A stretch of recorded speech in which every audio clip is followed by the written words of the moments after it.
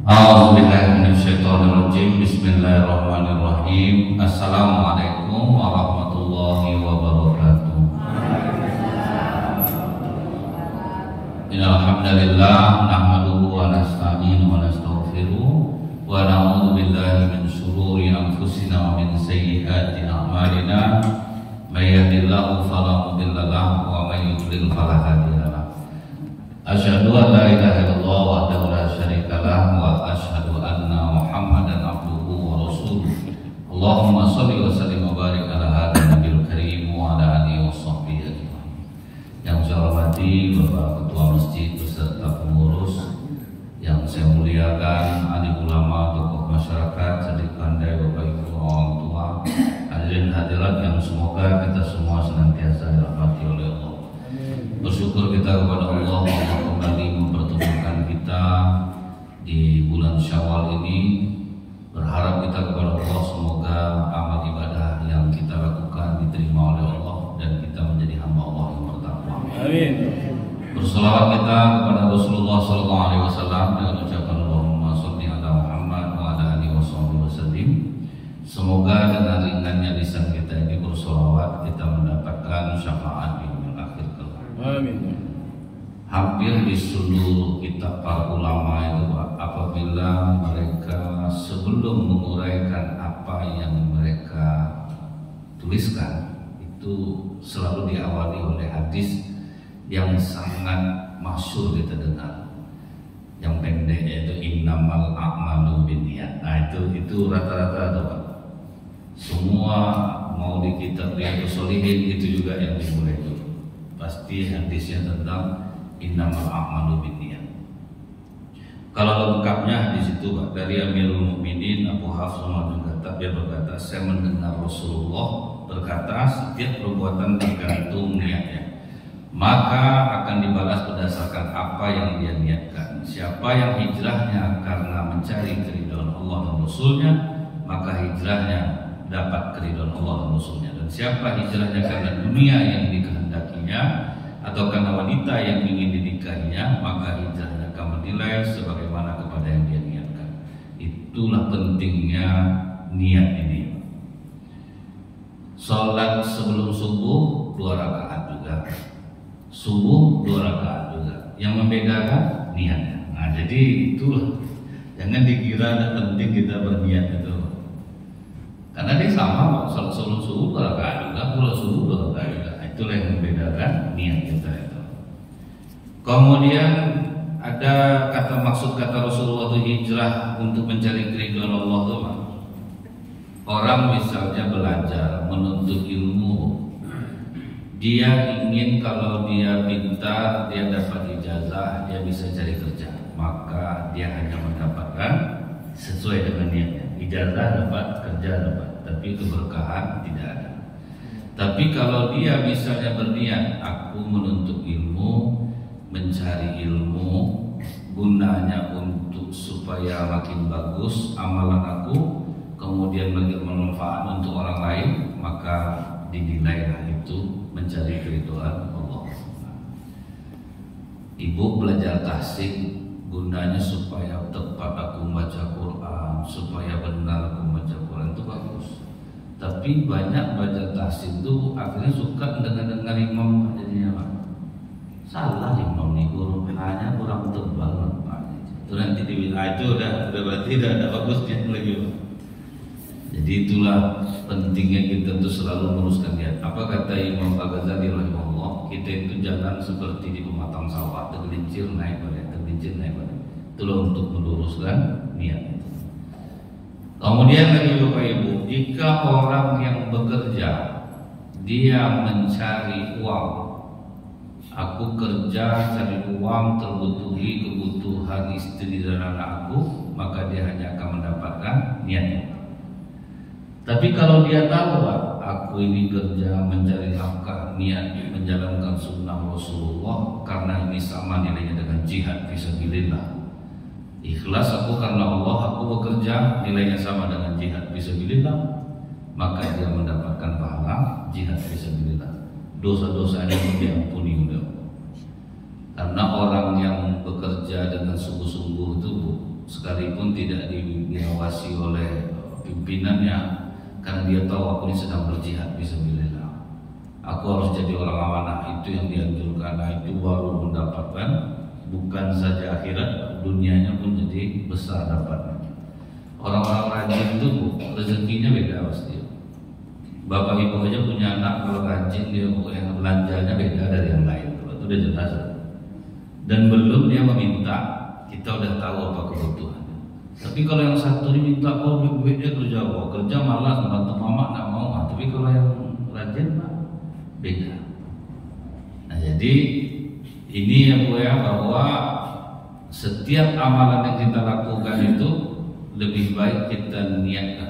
Ibu bapak duduk di masjid ini niat iktikaf dapat, kemudian pahala mendengarkan majelis ilmu seperti yang dijanjikan Rasulullah SAW, baitan fil jannah, dapat dibangunkan rumah di surga. Sudah itu berniat untuk memperbaiki amal nanti setelah kita tahu mungkin selama ini ada niat kita yang salah apa itu.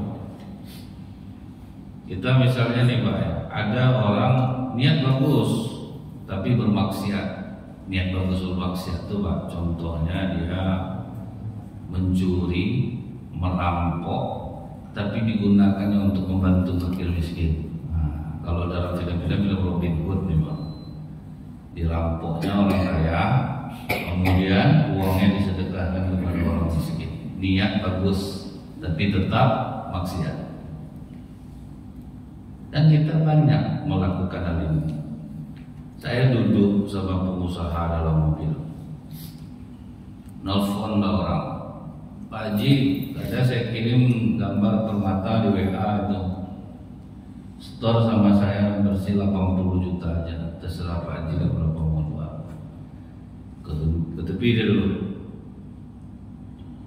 dikirimnya gambar itu ke Jakarta dengan harga 125 juta, halal karena ini bukan barang kebutuhan pokok, permata sesuai dengan apa yang dicari orang itu pula. Ditelepon langsung sama orang Jakarta, berapa ini Pak Haji? 125 nek, kurang apa Haji? Anda bisa 125, oke saya deal, kata orang Jakarta. Ditelepon jalan orang yang pertama, nggak masuk harga segitu. Yang iya aja lah Pak ya, saya jual kalau store 80 itu padahal besar Bapak dapat 5 juta. Sudah Pak Haji 70 aja kata saya. Akhirnya mau 70 juta, berarti untung 55 juta. Saya Ustaz, begini ini pun tidak juga begitu. Saya mau bayar utang masjid. Niat bagus nih Pak. Dia ada pembangunan masjid, memang dia yang sering nyumbang masjid.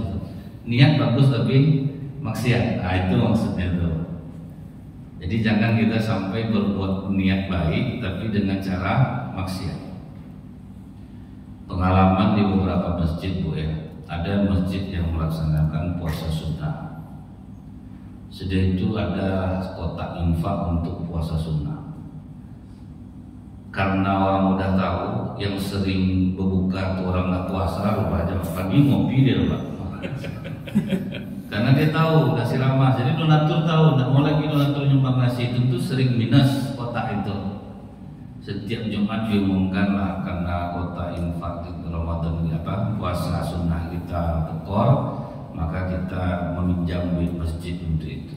Bentuknya bagus ya Pak ya, pakai duit masjid kan untuk puasa sunnah.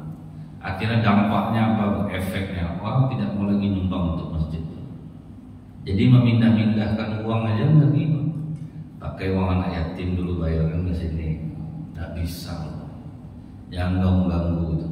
Karena kita tahu Rasulullah ada kurma terjatuh Pak. Ragu Rasulullah, ini kurma sedekah atau kurmaku? Datang cucu Rasulullah, dimakan kurma tuh, dipeluk Rasulullah tubuhnya, disuruh muntah. Saking ragunya Pak, kurma itu cuma tuh Pak, jangan memindah-mindah pakai kurma sedekah dulu ke sini, nggak bisa. Pakai uang zakat ini dulu, nanti kan bisa kita bayar. Ini masjid selama pembangunan, pakailah di anak yatim dulu, hotel Pak. Jadi niat bagus, tapi jangan sampai bermaksiat Pak.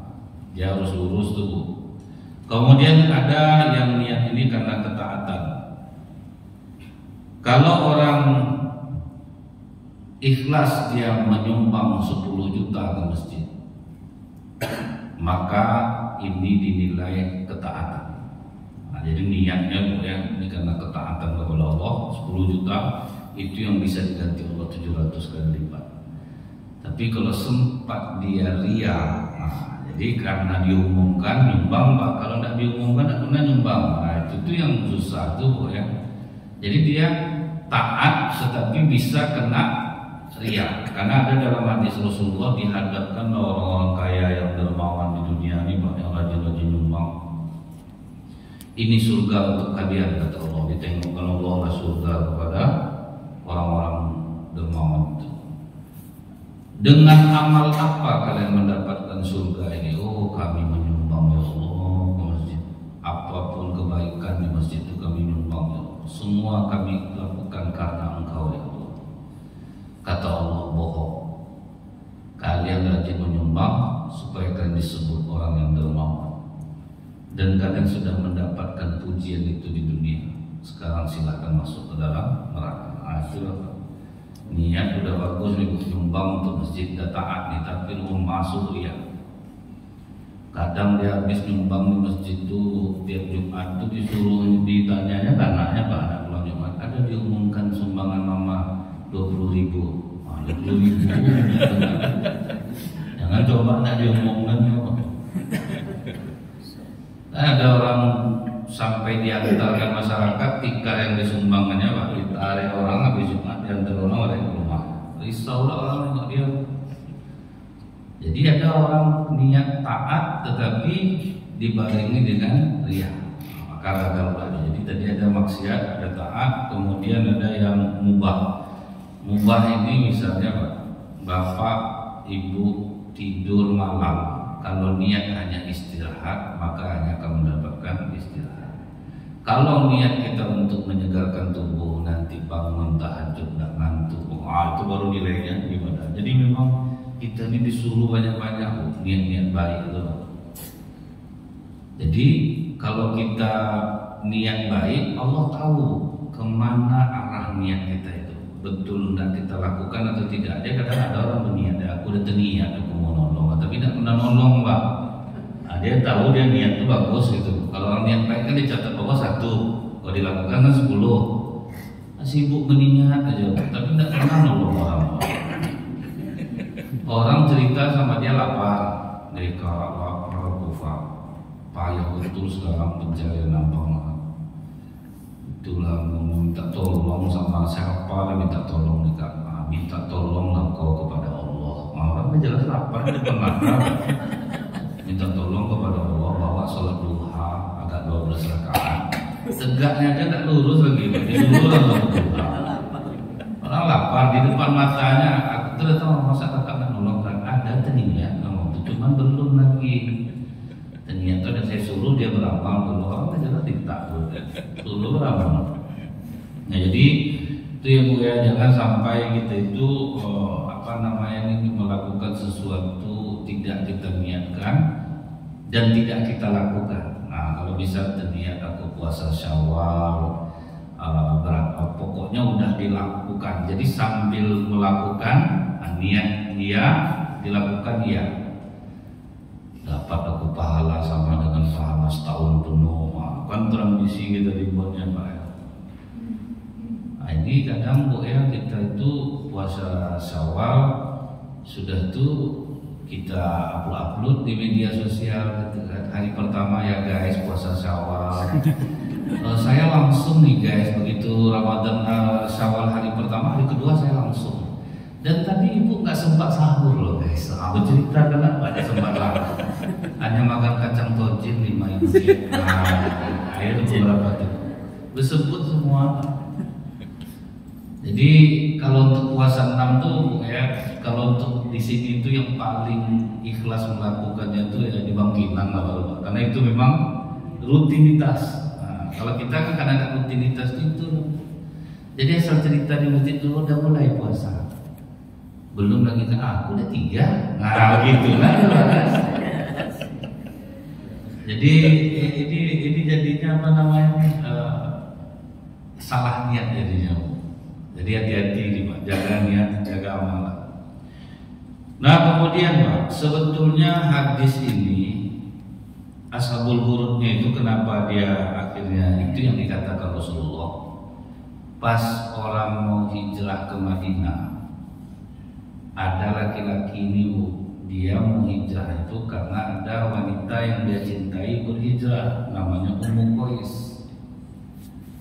Jadi dia hijrahnya itu bukan karena Allah, karena ingin menikah. Makanya kata Rasulullah, yang lain hijrah dapat pahala, dia dapat istri. Nah, sesuai dengan yang dia niatkan. Dan dahsyatnya niat ini Bu ya, kita berniat baik, tapi kita memang ingin melakukannya. Apa kata Rasulullah waktu perang Tabuk? Ada orang yang menyertai kita berjalan di lembah, naik ke bukit, turun, berperang bersama kita, tapi mereka tidak bersama kita. Siapa Rasulullah? Mereka yang tinggal karena uzur di Madinah dan mereka memang berniat ingin pergi berperang. Nah, dapat pahala jihad fisabilillah. Niat tapi tidak bisa ikut. Dahsyat berarti niat dulu kan Bu ya. Sampai Allah ini dihitung oleh Allah. Misalnya bapak rajin sholat berjamaah, ibu rajin sholat jamaah, rupanya sakit Bu, maka Allah tetap menghitung dapat pahala sholat berjamaah walaupun sholat sendirian. Nah, itulah keadilan Allah tuh.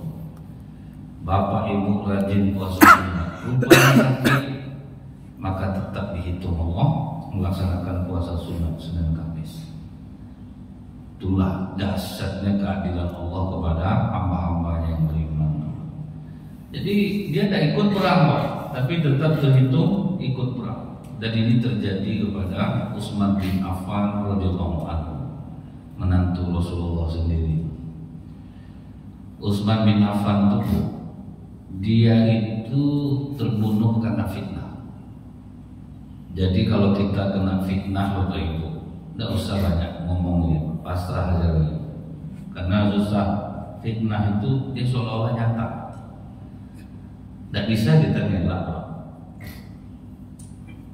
Apa kata Abdullah bin Sabah? Abdullah bin Sabah ini orang Yahudi pura-pura masuk Islam, dipelajarinya Islam.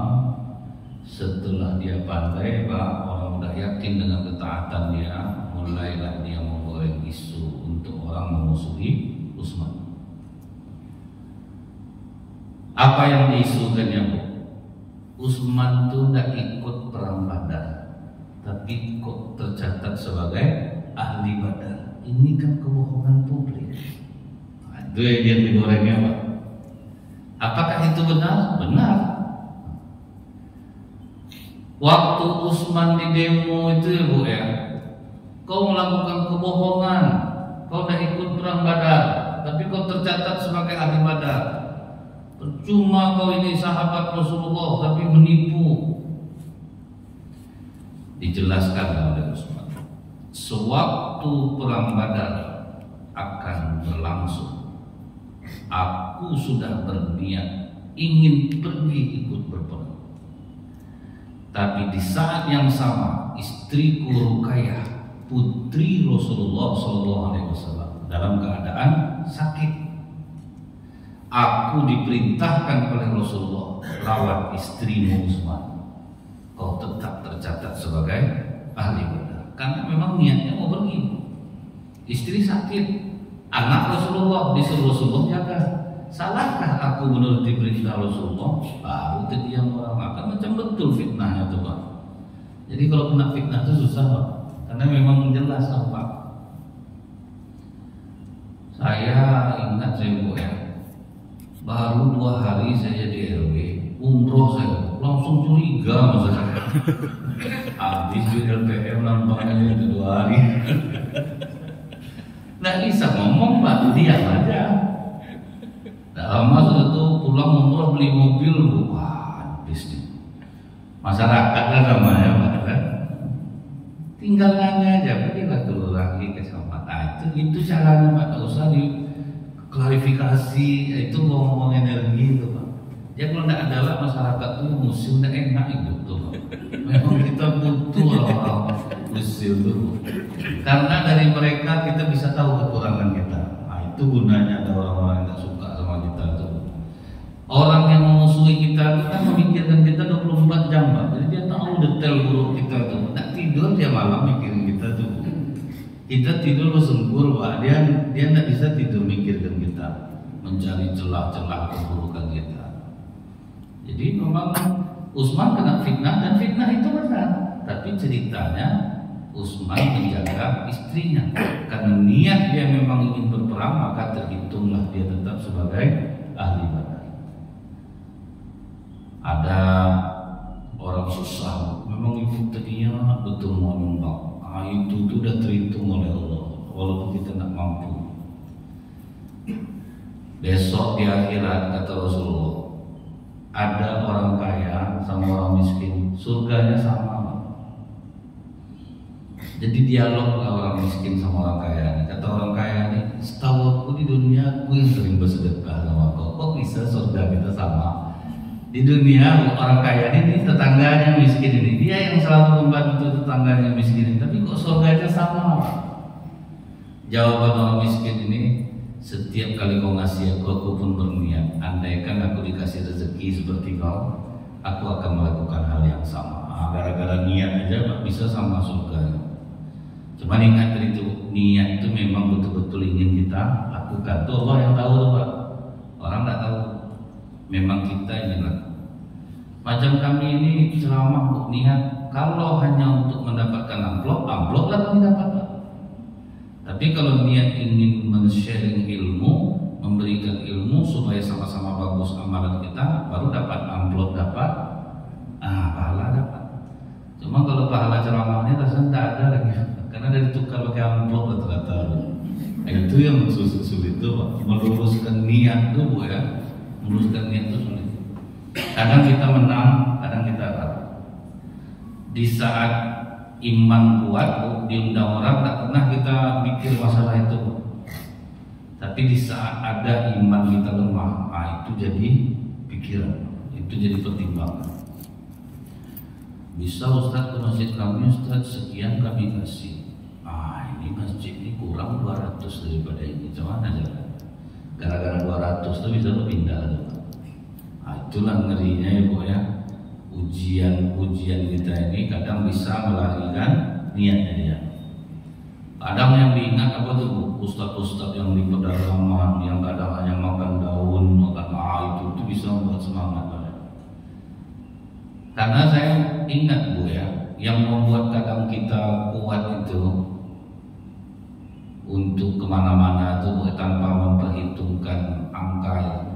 Saya pernah dulu di pedalaman ceramah, itu kan ditukar pakai gula aren. Ingat saya khatib Jumat dikasih 6.000 rupiah khatib Jumat. Waktu itu duit udah besar. Wirid ibu-ibu itu, Bu, 10.000. Kadang ganti pakai hasil bumi. Cuma jujur, Bu, ya, saya tidak pernah lagi merasakan kenikmatan seperti waktu itu. Lain nikmatnya ternyata. Jadi kita udah tahu, tidak selamanya uang menjadi hal yang membuat kita bahagia. Itu betul. Makanya ada yang ceramah di pedalaman Kalimantan, itu orang udah tahu, dia udah 7 hari makan daun sama jamaahnya, Pak. Tapi digeser keluar, maksudnya disuruh Dewan Dakwah Indonesia untuk udahlah pindah agak ke kota sedikit biar mudah pasokan makanan. Nggak mau dia, Pak. Jadi saya yakin karena dia sudah merasakan nikmatnya. Waktu itu tuh pikir, Bu, orang ini nelfon saya suruh pulang, pulang bangun baru di sini, lagi di sana payah hidup, udah berumah tangga tuh. Tapi berat waktu itu, Pak. Cuman tuh pikir juga nanti kalau sempat kita ini susah juga ini. Mendapatkan 1.000 rupiah aja berpikir gitu, Pak. Minta 2.000 rupiah itu berpikir. Saya jual pulsa gitu ya, Bu, ya. Jual pulsa untung 1.000, salah kirim 100.000, Pak. Ya bisa. Kacau ya dia. Jadi memang orang kalau kita lihat kenapa dia sudah merasakan kenikmatan. Nah kemudian Bapak Ibu, yang berikutnya itu adalah hadis yang kedua tentang Islam, iman, dan ihsan. Jadi ini hadis kesimpulannya itu Rasulullah sedang duduk, datang Jibril berpakaian bersih, tapi sebelumnya belum tahu para sahabatnya bahwa ini Jibril pakaian bersih seperti tidak dari kejauhan. Dia bertanya kepada Rasulullah tentang Islam. Apa itu Islam? Kata Rasulullah, kau bersaksi bahwa tiada Tuhan selain Allah. Kemudian Nabi Muhammad Rasulullah, kau dirikan sholat, kau tunaikan zakat, kau puasa, Ramadan, kau pergi haji. Ditanya lagi, apa itu iman? Engkau beriman kepada Allah, malaikatnya, kitab dan Rasulnya dan hari akhir, beriman kepada takdir baik itu buruk. Kemudian dia berkata, kau benar. Sudah dia bertanya, dia membenarkan. Apa itu ihsan? Kata Rasulullah, kau beribadah kepada Allah seolah-olah engkau melihat Allah. Kalaupun kau tidak melihat Allah, yakinlah bahwa Allah melihatmu. Itulah ihsan.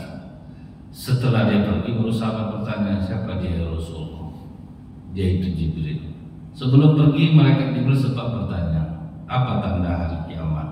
Kata Rasulullah, tidak ada yang tahu. Kau yang bertanya pun tidak tahu, aku yang ditanya pun tidak tahu. Tapi aku ada mengenal beberapa cirinya. Apabila seorang budak melahirkan tuannya, dan jika engkau melihat seorang bertelanjang kaki dan dada miskin pengembara domba berlomba-lomba meninggikan bangunannya. Dan ini semua, kalau tanda ini sudah terjadi ini Pak. Budak melahirkan tuannya itu maksudnya itu ibu melahirkan anak, kemudian anaknya kerja suami istri, dialah yang dipebabu anaknya untuk jaga rumah, nyapu rumah, ngepel lantai, ngasuh cucu. Itu yang budak melahirkan tuannya, atau seorang ibu melahirkan tuannya. Nanti dikasihnya ibunya duit per bulan Bu. Tapi pesankannya jangan loyal yang maknya, jangan boros. Macam anaknya maknya dibuatnya Pak. Kan biasanya emak-emak yang ngomong gitu ke anaknya, duit belanja kau jangan boros. Ini mamanya gitu kan. Dan itu cukup banyak. Apakah itu salah? Enggak. Dia adalah nenek ini memang yang dia enjoy aja dia Pak. Memang dia kakek nenek ini senang dia pun berduit, dia tidak ada, bukan bergantung sama anaknya, itu tidak masalah. Tapi yang jadi masalah tuh Bu, ada waktu itu emaknya minta izin pulang, nggak tahan aku mengasuh anak, macam mulat kelakuannya, main di tangga masjid turun-naik nggak sanggup, emak mengirimnya, kan dapat anak yang baterainya penuh terus, kan kaya Pak. Ya ada anak kayak ini Bu, baterai penuh terus Bu. Apa baterainya Pak, lari pokoknya lari ini. Jadi nenek saya masih makan Bu, main tangga masjid naik ke atas, naik lah nenek itu turun ke bawah, udah merembus-rembus nenek itu Bu. Kalau udah gitu napas itu kan udah parah tuh Pak. Pulanglah mama lagi ke kampung. Tidak masalah sih Mak kalau mama mau pulang kampung, tapi minta maaf ya Pak, tidak bisa ngasih mama bulanan lagi karena gue harus cari pembantu. Berarti positif emaknya adalah pembantu. Itu maksudnya itu. Kemudian orang miskin meninggikan bangunan, sekarang memang iya Pak, semenjak orang bisa berutang-utang nih, dia tak peduli Pak, hidup susah pun. Tapi harus bergaya, aku tak mau tahu Bang, pokoknya pulang lebaran ini harus pakai mobil. Akhir kredit lah mobil, pendapatan suami 5 juta, angsuran mobil 4,6, tinggal 400 dulu lagi Pak. Sama-sama temen dong sepanjang jalan tuh lebaran tuh. Buka kaca, karena minyak mahal Pak. Apa gunanya awak berharta tapi tersiksa Pak? Tidak bisa menikmati ya. Kaca buka, awak panas kata Pak. Bu ketiak lagi Bu, apa tak pandang apa jadinya? Dan sama temen lah berdua tuh sama-sama menyalahkan. Nah itulah mama minta berdoa, apalah pemain salah. Wah ada berkelahi banyak jalan. Jadi ini banyak terjadi nih Pak, miskin tak sadarkan untung itu maksudnya tuh Pak. Udah hidup susah tapi tak sadarkan untung, meninggikan bangunan, beli ini itu. Cuman kalau di daerah sawit itu udah mulai terasa tuh Pak. Maksudnya mereka petani tapi memang berduit, berlomba-lomba ya Pak. Kita pedagang paling enak tuh Bu, mereka yang berlomba, kita yang berduit jadinya Pak. Nah, tinggal dalam hutan Bu, tapi maunya gordennya yang mahal Pak. Untuk bangunan rumah sama tuh Bu. Pokoknya apa yang dibangun orang depan itu tuh dibuatnya. Kita enak lah. Kalau orang pengusaha senang dapat yang macam itu Pak. Pokoknya mereka bersaing. Itu maksudnya petani, bertelanjang kaki, bertelanjang dada. Tapi mereka bermewah-mewah dalam membangun. Itu sudah terjadi. Nah kemudian Pak, kalau orang sudah bersaksi bahwa tiada Tuhan selain Allah, pastilah hatinya itu akan kuat. Orang yang beriman kepada Allah itu pasti hatinya kuat. Yang menggoyang iman kita itu kan Islam kita goyang, iman kita goyang, kan duit sebetulnya. Duit itulah yang bisa membuat goyah hati kita. Itu kan pernah saya sampaikan kepada teman-teman yang menggoyang tauhid kita ini. Rasulullah sudah lama ngomong. Dulu ada seorang pemuda soleh, tauhid tinggi. Ada pohon yang disembah oleh masyarakat. Datang dia kapak pergi dia ke pohon itu. Dihadang dia oleh iblis yang berwujud manusia. Kau mau kemana? Aku mau menebang pohon itu. Kau tebang pohon itu, aku hajar kau, kata iblis. Ditampaknya iblis itu tumbang, ada bisa, ada tertahan sama iblis dia. Apa kata iblis itu? Tolong jangan kau pukul aku. Biasa bisa hilang, tidak bisa hilang dia punya tinjunya kena aku.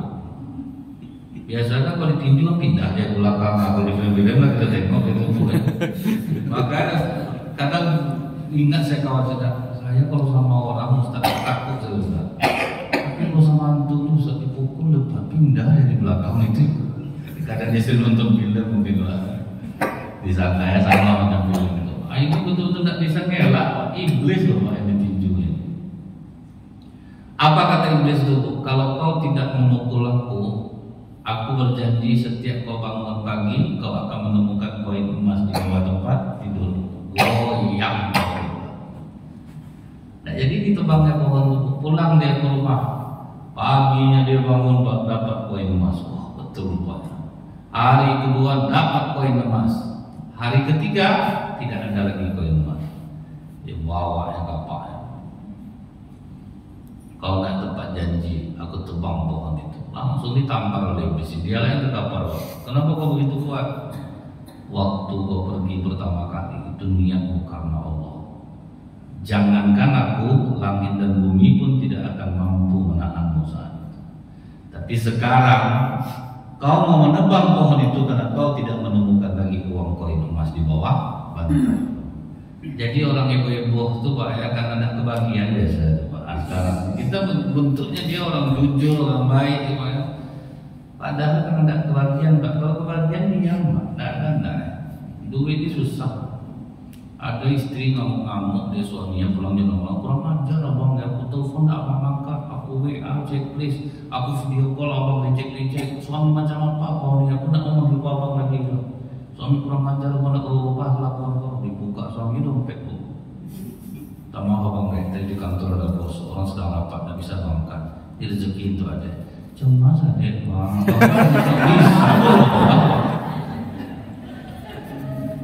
Atur dasarnya duit itu menggoyang dia Pak. Memang Bu, memang dasar godaan duit ini memang hati-hati itu. Bapak Ibu kan pernah saya sampaikan. Saya ini kan ada masuk Bu di masjid kajian ibu-ibu itu 2 kali dalam 1 bulan.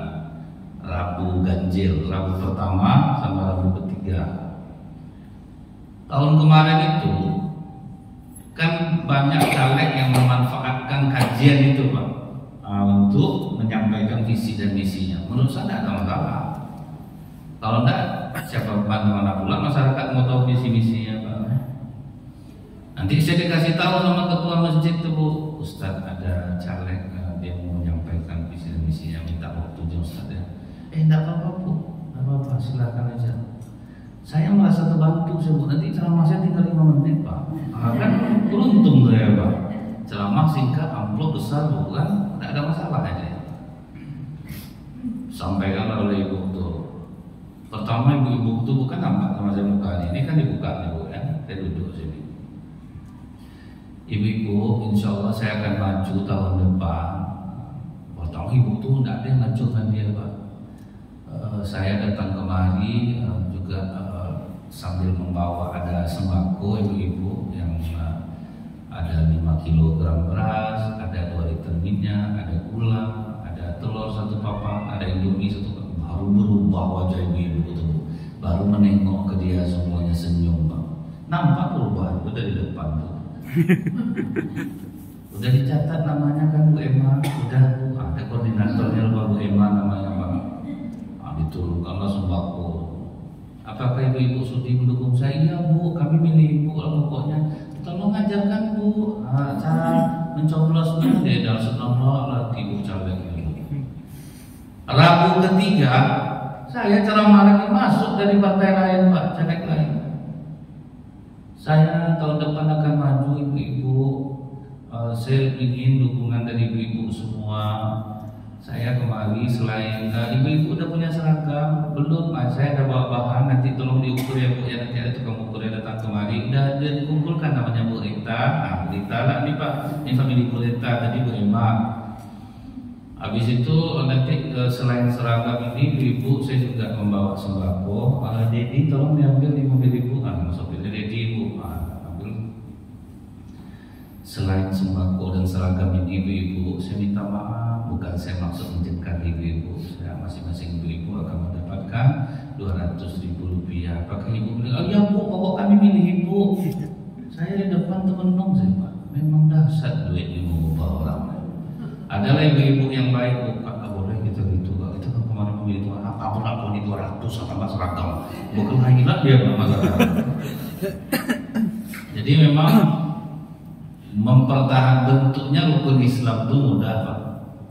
Percaya bersyahadat, sholat, bentuknya kita udah hafal nih Pak. Tapi dalam keseharian yang syahadat itu udah banyak kita bebelah-belah. Saya perhatikan Bu ya, orang sedang kerja, azan datang, dia padahal rajin sholat nih Pak. Itu aja udah kacau jiwanya. Mana yang dulu melayani orang atau sholat? Yang juga ada itu ojek online, ada takbiratul ihram masuk orderan Pak. Enak jadi dia sudah. Apa dulu? Orderan sekarang payah untuk awayan Pak. Sholat ditinggalkan. Jadi memang hati-hati ini dengan godaan uang itu terutama. Karena kata Rasulullah, tubuh manusia itu pasti akan tua. Hanya 2 yang tetap akan muda. Itu nggak akan pernah tua. Panjang angan-angan dan cinta kepada dunia. Itu ada tuanya, muda terus. Ada bapak sakratul maut. Mama kalian mana? Ya Pak. Anak-anak mana? Ya Pak, ini saya Pak, anak pertama. Anak kedua mana? Anak ketiga mana? Keempat mana? Di sini kalian semua siapa jaga toko? Toko ringannya ada sakratul maut teman. Jadi memang itu akan tetap mudah, panjang angan-angan akan tetap mudah. Jadi bentuknya syahadat itu mudah, tapi berat untuk mengamalkannya. Nah, bila kita ingat Bu ya, orang-orang pada masa lalu untuk mempertahankan iman itu sampai tercabut nyawanya, mereka tidak akan berubah. Waktu Rasulullah Islam tercium oleh Rasulullah bau yang sangat harum. Ditanya oleh Rasulullah, bau harum apa ini Jibril? Ini bau harum kubur Masitoh bersama anak-anak. Masitoh itu kan bukan nama, itu istilah perias istana. Ada yang namanya Masitoh. Waktu dia menyisir rambut anak Fir'aun dari pernikahan Fir'aun sebelumnya, terjatuhlah sisir tersebut dia nama Allah Subhanallah. Jadi jangan dikira Subhanallah itu kalimat baru. Zikir yang paling tua adalah Subhanallah, Alhamdulillah. Subhanallah itu zikir yang paling tua. Waktu malaikat mengangkat aras Allah, tidak kuat mereka. Kata Allah, ucapkan Subhanallah. Jadi malaikat mengangkat aras itu, itulah zikir paling pertama langit dan bumi, Subhanallah. Zikir yang kedua, Alhamdulillah. Waktu ruh Nabi Adam masuk dari kepala, pas Nabi Adam bersin, pas ruh sampai hidung, bersin Nabi Adam. Maka kata Allah, ucapkanlah alhamdulillah. Nah itu kan. Zikir ketiga baru la ilaha illallah. Waktu Nabi Nuh berdakwah, Nabi Nuh lah yang pertama kali menggunakan dakwah la ilaha illallah. Allahu Akbar waktu Nabi Ibrahim menyembelih leher Ismail. Itulah kedudukan subhanallah alhamdulillah la ilaha illallah akbar.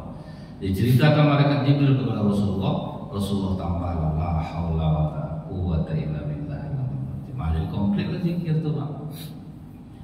Jadi zikir subhanallah itu udah tua Bu, janganlah karena masa masih itu adalah zikir subhanallah. Sama dengan assalamualaikum Bu, itu dari zaman Nabi Adam alaihissalam. Wahai Adam, datangilah rombongan malaikat itu, ucapkanlah kalimat assalamualaikum warahmatullahi wabarakatuh, dan kau dengarlah jawaban mereka. Setelah didengar jawaban dari malaikat, waalaikumsalam warahmatullahi wabarakatuh, maka kata Allah, inilah salammu dan salam anak cucu keturunan. Jadi itu dalam mengucapkan salam. Begitu masih toh mengucapkan kalimat subhanallah, ditanya oleh anak Firaun, siapa Allah itu? Allah itu yang menciptakan langit dan bumi dan segala isinya, termasuk bapak kau tuh. Itu Allah yang menciptakan. Ngamuk anak Firaun itu, bapak aku itu Tuhan. Bapak kau itu ngaku Tuhan. Awas kau masih toh, akan kuadukan kau kepada ayah. Ngadu silahkan. Wah, itu beraninya tauhidnya kuat. Dipanggil masih toh, betul yang diceritakan oleh anakku masih toh, bahwa kau tidak menyembah aku, kau menyembah Tuhan selain aku. Kata masih toh, aku tidak pernah menyembahmu. Aku meyakini Allah yang disampaikan oleh anak angkatmu Musa alaihissalam. Ngamuk Fir'aun. Pertama dibujuk, ginilah masih toh, kalau mau kau menyembah aku, kau bebas dan diberikan kekayaan. Dipancing dengan kekayaan. Kita ragu nih Pak, kalau digitukan tuh bukan. Makanya kalau kita lihat sidang MK itu yang dulunya Pak, saya tidak setuju. Rupanya pas jadi pembelanya Pak, duit nih Pak yang bisa, akhirnya dia mulai membela-bela. Kan macam itu juga kan. Jadi memang saya memaklumi itu, memang dahsyat duit ini bisa mengubah pendirian orang. Kuatnya pendirian orang goyang dibuat duit. Itu yang dari dulu tuh dengan cara itu memancing orang, sampai sekarang rupanya ini berlaku Pak. Menggoyang orang pakai duit lah.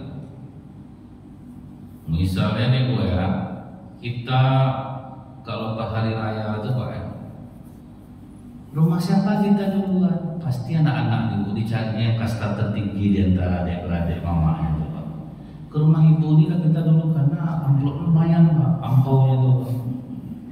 Nanti yang THR yang paling kecil lah itu baru terakhir di rumah. Udah kenyang orang semuanya makan Bu, nggak makan lagi di rumahnya. Jadi anak-anak kadang kita tuh semacam anak-anak Pak, yang ngasih duit lebih besar, itulah yang kita hormati. Nah, karena kita tahu hukum manusia seperti itu, jadilah usahakan jadi orang kaya berduit. Karena memang manusia menilainya dari sisi itu. Pas bulan puasa, kalau ada orang kaya yang undang makan, sampai kalau dipesan orang Ustaz, jangan banyak itu makan habis maghrib itu rumah bapak tuh Ustaz, karena habis sisa bapak tuh lauk yang enak. Sampai gitu orang ini bisa menggoyang selera, bisa menggoyang. Ada masjid Ikhtiarul Ummah atau Nurul Yakin itu setiap bulan ada masak gulai kambing. Pesona gulai kambing itu Pak, pas jadwal saya hujan sedang selebat-lebatnya. Selebat itu hujan sederas itu pula jamaah datang. Saya tahu bukan dengan ceramah saya Pak. Gulai kambing itu lah tuh. Pesona gulai kambing itu Pak, membuat apa orang coba kan, ini kan jamaah asli nih Pak, ini kan udah jamaah original nih kan. Yang semi premium udah habis Pak, yang KW udah habis, nanti tinggal yang original lagi. Jadi kalau bulan puasa itu kan banyak Pak, jamaah semi premium, jamaah grade A3, banyak tuh Pak. Ramai masjid. Setelah Ramadan barulah tinggal yang original. Ini jamaah original. Coba buat makan gulai kambing, diumumkan jam 5 sore menjelang besoknya tuh. Sabtu depan kita makan gulai kambing, yang semi premium KW datang lagi. Adil. Bukan tak terbeli orang gulai kambing itu Pak, cuman kayak pesonanya tuh. Saya baca Al-Fatah Minas Pak, Ustaz kayak masuk gulai kambing, habis Ustaz ceramah di Pekan datang, pergi saya Pak, berapa jauhnya itu Pak? Pergi saya Bu, padahal kesana itu kan lumayan jauhnya tuh Pak. Nah lain pesonanya tuh Pak. Padahal dibeli di Teragung 40.000 cuma nih Pak, minyak ke sana habis 50. Tapi itulah Bu ya, semangatnya Tuhan. Itu yang membuat orang berubah nih duit. Makanya duit ini Pak bisa buat orang baik. Jadi kalau kata Rasulullah Bu ya, sebaik-baik penolong untuk takwa kepada Allah adalah harta. Sebaik-baik harta di tangan orang-orang soleh. Jadi kalau orang soleh yang berduit Pak, dia bisa memanfaatkan orang untuk kebaikan. Hadir nanti di pengajian saya kasih duit 200.000 satu orang. Tolong datang masyarakat di sini. Jam berapa acara, mau tengah malam Bapak buat datang orang. Dulu ada saya sampai terpuji Bapak, sayang masyarakat sama Bapak. Sederasnya hujan datang orang Bapak undang. Tidak usah baca di bawah undang untuk apa. Yang datang dapat sembako, dapat mangkuk, dapat apa, bukan alat masak nih Pak dikasihnya. Tidak peduli Ibu, mau basah tetap tegak Ibu, basah-basah hujan-hujan doang. Nah, jadi kalau orang soleh yang punya duit enak, dia bisa menggunakan duitnya itu untuk kebaikan. Tarik orang dengan kebaikan, dengan uang. Daripada di tangan orang jahat, duit itu Pak kan, bagus di tangan orang baik. Nah begitu Mas Ito dipancing pakai duit, kata Mas Ito tidak, aku tidak. Hamam, panaskan kuali tembaga besar, didihkan minyak di dalamnya, angkat Mas Ito dan anak-anaknya ke atas, lemparkan mereka satu persatu. Nah, jadi memang berat orang bertauhid kepada Allah itu berat. Setelah minyak mendidih, bagaimana Mas Ito? Kau mau menyembah aku atau tidak? Tidak. Tarik anaknya yang pertama, karena kan itu yang melemahkan hati seorang ibu Pak. Ibu jangan menjerit, sakitnya sebentar saya. Kita akan bersama di surga. Dia yang meyakinkan. Makanya orang-orang baik itu benci orang. Kalau di kantor kan orang-orang jujur, amanah itu tidak suka orang. Akan dicari orang bagaimana supaya dia kena. Jadi kalau saya kan selama rutin saya kan di lembaga pemasyarakatan Bu, saya tidak mau cerita mereka tentang dosa, tentang apa, karena tidak semua orang yang masuk itu karena bersalah. Ada yang kena jebak sama orang. Nah, jadi tidak bisa kita jadi bapak-bapak bertobatlah, tidak bisa. Saya tidak mau cerita itu ke orang. Ngaji aja. Karena apa? Pas saya cerita duduk sama tahanan itu, ada yang kena jebak, ada yang kena ini, banyak yang macam itu tuh terjebak jadinya. Dia baik, dimanfaatkan orang bagaimana supaya dia dikena. Contohnya Gubernur Sumbar, dia jujur, dia dicari orang celahnya Pak, bagaimana supaya dia itulah digeruduk, kan ada digeruduk dia Pak kan, dicari kesalahannya. Memang orang-orang jujur, orang-orang baik itulah risikonya. Ditarik anak yang pertama Bu, dilemparkan, nampak oleh Mas Ito anaknya menggelepar-gelepar di dalam minyak itu. Mata menangis tapi hati tidak goyang. Bagaimana Mas Ito? Belum juga kau menyembah aku? Tidak. Tarik anak yang kedua, ibu, jangan nangis saya. Kita akan bersama di surga. Itu disemangatkan anak. Padahal biasanya ibu itulah yang akan melemah. Lempar anak yang kedua, dan menggelepar-gelepar pula anak itu meregang nyawa. Ditarik anaknya yang ketiga, masih kecil, nangis masih nengok anaknya. Takut ibu, takut, jangan takut saya. Kita akan bersama di surga. Dilemparkan pula. Tinggal satu nyusu. Di situ bangkit ragu Mas Ito. Ini perasaan anak lah namanya. Ragu Pak Mas Ito? Kalau ragu, sudahlah, sembah saja. Sebetulnya Mas Ito udah mau mundur Pak. Karena anaknya masih menyusu. Akhirnya dengan izin Allah anak itu dicabutnya mulutnya dari susuan ibunya. Dia katakan, jangan takut ibu, kita berada dalam kebenaran dan kita akan bersama di surga. Itulah yang menguatkan masih tahu. Jadi rata-rata orang-orang yang bertauhid pada masa lalu itu risikonya besar semua, Pak. Nabi Zakaria itu sampai bersembunyi di balik pohon, digergaji. Nabi Zakaria yang dibunuh umatnya, Pak. Menjerit Nabi Zakaria, turun Allah kepada malaikat Jibril mengatakan, katakan kepada Zakaria, menjerit dia sekali lagi, dihapus namanya dari deretan Nabi dan Rasul. Tegas Allah. Kenapa Allah marah?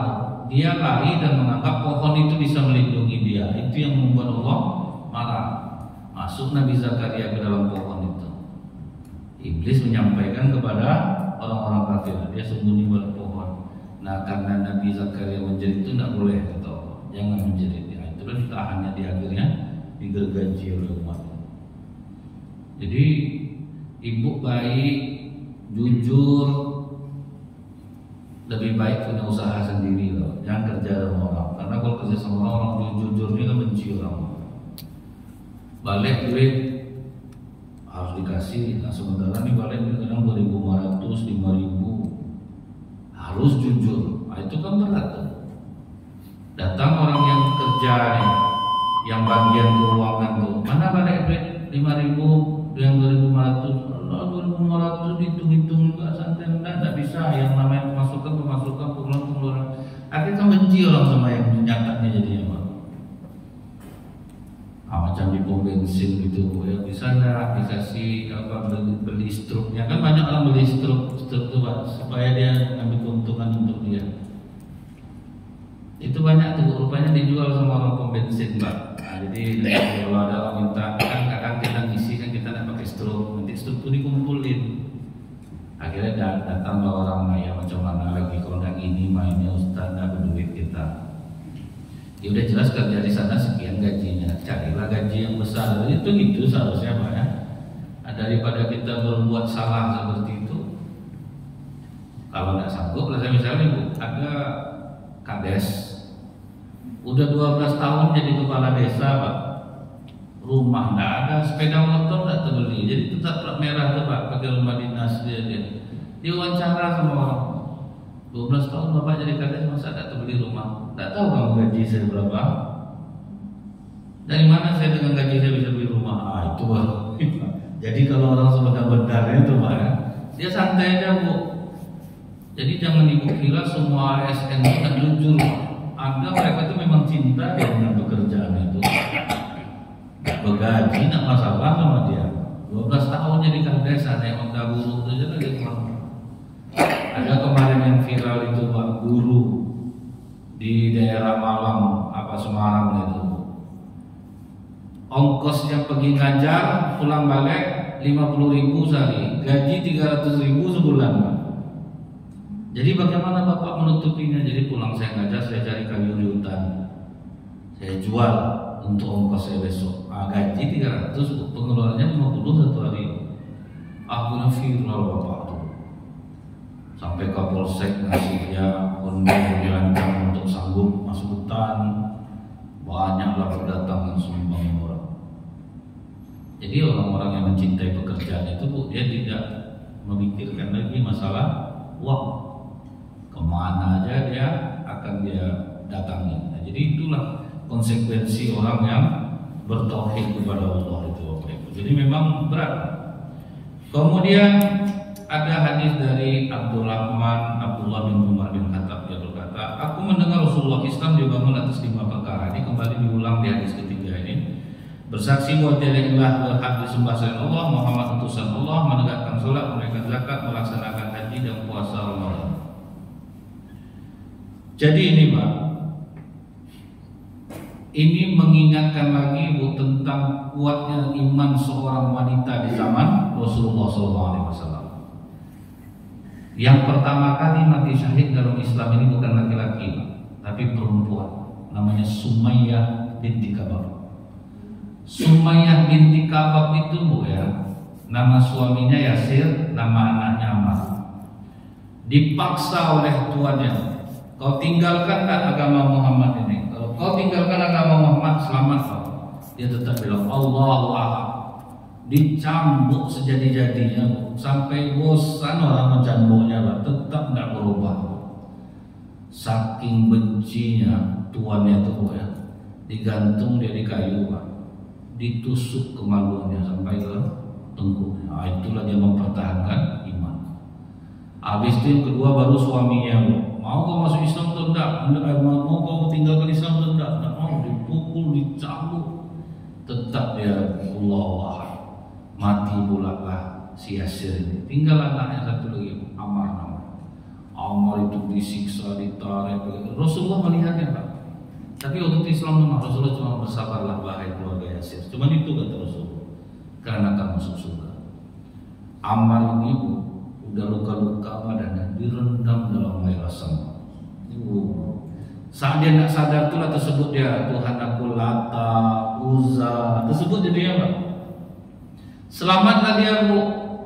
Nangis jangan diukur Rasulullah, apakah aku sudah murtad ya Rasulullah? Kata Rasulullah, tidak ada kemurtadan bagi orang yang dipaksa dalam keadaan terpaksa, tidak tahan terhadap siksa. Jadi dalam keadaan tidak sadar dia ngomong itu lagi, Pak, karena sudah tidak kuat menahan siksa. Jadi maka diulang lagi di hadis yang ketiga ini. Di zaman Nabi Musa ada namanya Masito, di zaman Rasulullah ternyata ada namanya Sumayyah binti Ka'ab. Satu keluarga mereka mempertahankan Islam sampai akhirnya yang hidup cuma Ammar bin Yasir. Jadi Ammar bin Yasir itu, Pak, yang pertama kali membuat ide pembangunan Masjid Kuba. Dan itu langsung diterima Rasulullah. Jadi banyak sahabat ini kok lu mau aja Rasulullah dengar si Ammar ini ngomong ya. Akhirnya apa kata Rasulullah? Tahukah kalian siapa Ammar bin Yasir? Biji mataku. Karena Rasulullah tahu penderitaan dia tentang Islam, tidak diragukan lagi iman ya. Cuman dia orang biasa kan itu kan. Jadi mudah-mudahan Bapak Ibu kita ini diberikan Allah kekuatan tauhid, jadi tidak goyang, tetap menjadi orang yang jujur. Walaupun banyak kota infak kita tidak mau ngambil, walaupun banyak makanan masjid berlebih jangan kita bungkus bawa pulang, kecuali atas izin pengurus. Itu boleh. Subhanallahumma bihamdika, asyhadu an la ilaha illa anta, astaghfiruka wa atubu ilaik. Assalamualaikum warahmatullahi wabarakatuh.